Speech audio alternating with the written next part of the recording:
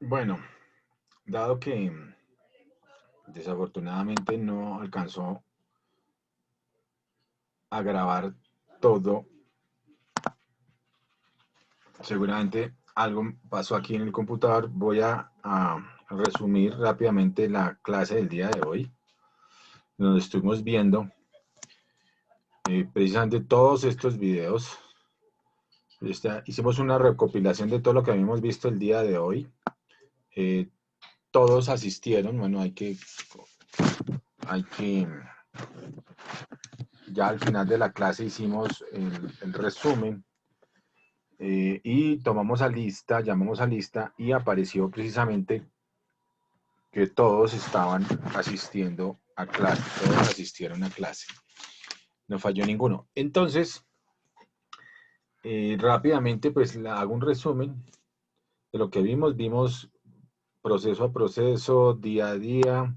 Revisamos todo lo que habíamos visto, el mapa conceptual, que habíamos visto el video de cómo funciona la máquina de la economía. En general, les gustó a todos realmente el video, y que captaron pues la información, la mayoría. Hablamos de efectividad, eficiencia y eficacia, y también miramos todos los temas de los agentes económicos, que habíamos visto el flujo circular, esto en la clase 4, el flujo circular del ingreso micro y macro. Vimos lo de los ciclos económicos, entendimos cómo funcionaban las 4 fases de los ciclos económicos, entendimos cuál es la participación del gobierno en los ciclos económicos, su influencia en términos, eh, su influencia en términos de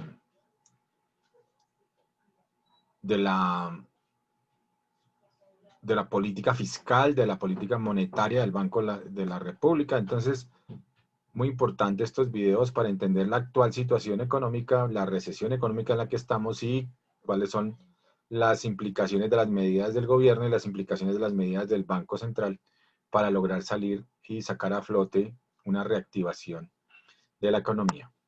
Tenemos el ciclo bursátil, los sectores y los ciclos económicos. También hablamos de los sistemas económicos y sus comparativos.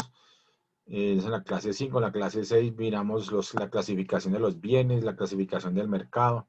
Entonces se ha avanzado bastante y se ha eh, aprendido varios conceptos, se ha clarificado varios conceptos de la economía. Creo que ha sido fructífero. Bienes y servicios. Hubo un feedback de los alumnos pues positivo también. Mercado y economía. Factores de producción. Miramos los 4 factores de la producción. Eh, Varios participaron y dijeron cuáles eran los 4 factores de la producción. La división del trabajo, el primer parcial, pues que la mayoría les fue muy bien. Vimos el primer parcial, la industria 4.0, en el tema clase 9, la cuarta revolución industrial, que es en la que estamos actualmente. Bueno, vimos varios temas muy interesantes, los mapas conceptuales, eh, de la cuarta revolución industrial y el desarrollo tecnológico como tal. Los 5 sectores de la economía, que eran los 3 primarios tradicionales, primario, secundario y terciario, eh, y que ahora son los 5 sectores del sector terciario. Salió el sector cuaternario, también de servicios, y el quinario, pues también de servicios, pero con sus industrias particulares, cada uno. Cuaternario, con con todas las tecnologías de la información actualmente, todo el sistema, digamos, económico que está moviéndose digital. Y el quinario, pues con las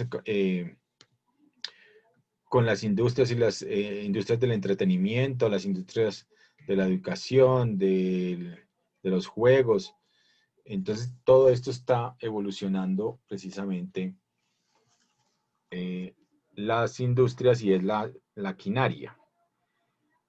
Como tal, pues ya están aportando al Producto Interno Bruto, por eso efectivamente están siendo consideradas como nuevas industrias y nuevas eh, sectores económicos aportantes al Producto Interno Bruto. Vimos los mapas y vimos el análisis del fin del petróleo como el commodity más importante del mundo.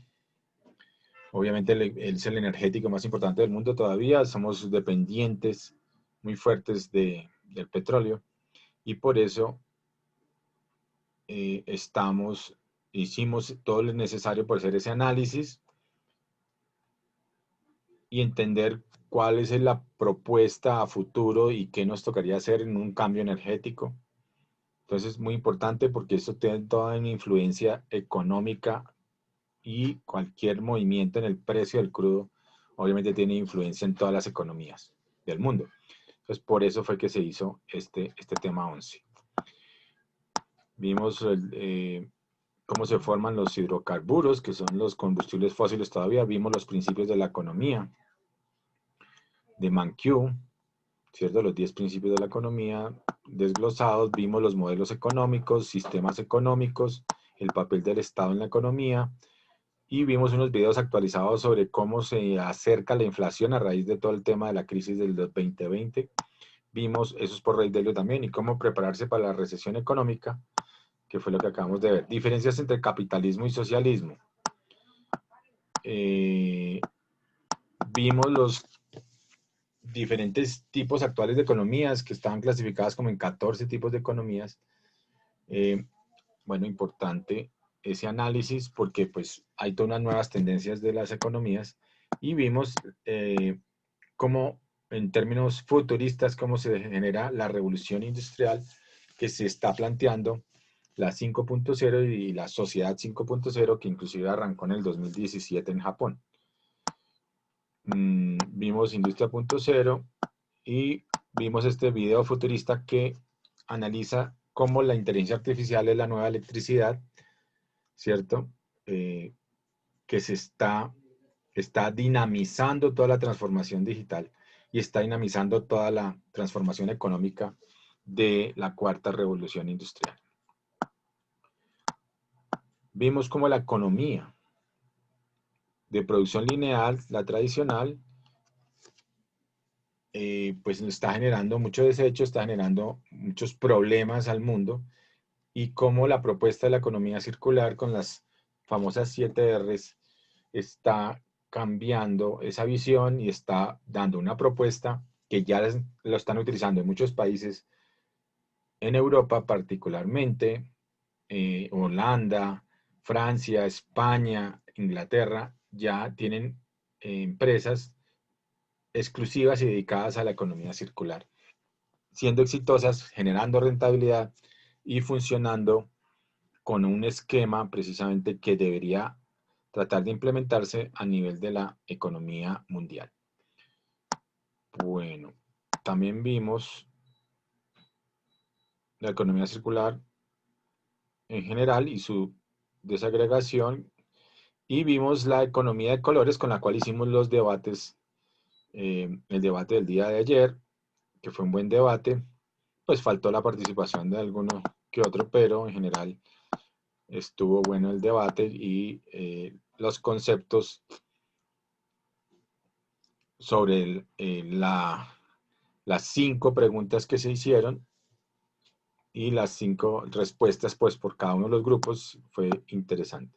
Hoy vimos efectivamente productividad y competitividad, todo el análisis de qué es ser productivo y qué es ser competitivo, que finalmente pues son relacionados pero son conceptos diferentes en el sentido que a mayor productividad pues sí puede generar mayor competitividad, más sin embargo hay condiciones sine qua non entre la productividad y la competitividad para que se den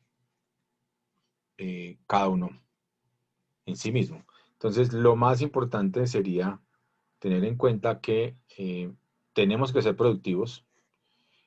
Siempre hemos hablado desde el principio de la materia y sobre todo Ray Dalio ha hablado sobre el tema de la productividad, que es muy importante en las empresas y obviamente la productividad es muy importante en los trabajos, en las empresas y en los países, porque en la medida en la que seamos cada vez más productivos, podemos llegar a ser más competitivos. Entonces, la competitividad obviamente depende mucho de la capacidad de hacer en los mercados y eso es lo que plantea aquí este profesor de la Universidad eh, Politécnica de Madrid. Hablamos, también vimos este video de productividad y competitividad y vimos también el de crecimiento versus el desarrollo económico, que obviamente es muy importante esa diferencia, porque una cosa es el crecimiento como tal y otra cosa es el desarrollo.